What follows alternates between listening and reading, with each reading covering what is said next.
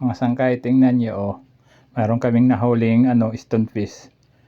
Oh, nakakawala ng kapatid ko. Kaso mahirap matanggal dito sa lambat, kaya isasama na lang namin. Oh, stonefish. Mapay nga aga. Ikaw nga nanonood ngayon. Sa lahat ng mga sangkay ko dyan, good morning. Dito lang kami naghulog sa may lang, malapit lang sa amin.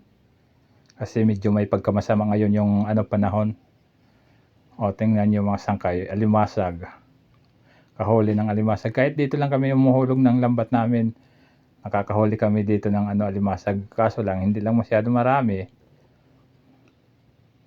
Ito. Maraming salamat pala sa mga ko dyan, mga followers. Thank you. Limasag na naman. Pati sa mga pinsang ko, thank you din. Alam ko mayroon nanonood dyan. Medyo may pagkamasama. Limasag pa. Medyo may pagkamasama ngayon yung panahon dito. Tingnan nyo mga sangkay.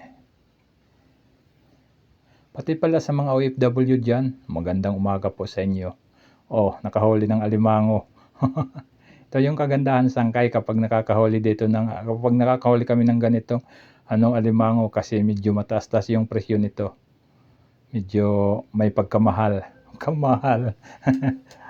may papagkamahal sangkay. Balita mga sangkay, yun ang namin kapag nakakahuli kami ng alimango. Kasi medyo mataas yung presyo dito kaysa alimasag. Alimasag na naman mga sangkay. Pati pala sa mga padibadi ko dyan, good morning! Kumusta na po kayo mga sangkay? Mga padibadi, kumusta po kayo?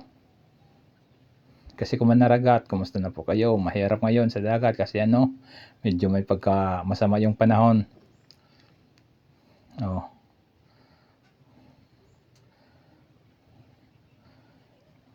Ito sangkay, meron na naman alimango. Tingnan nyo. Medyo pa yung pagkamalaki. Ito yung kagandahan sangkay kapag nakakahuli kami rito, may sigurado na to yung pambigas. Pambigas. Wala naman pang gasolina kasi malapit naman kami dito lang ng lambat namin sa amin. Wala naman masyadong kalaking konsumo. Alimasag pa mga sangkay. Alimasag na huli.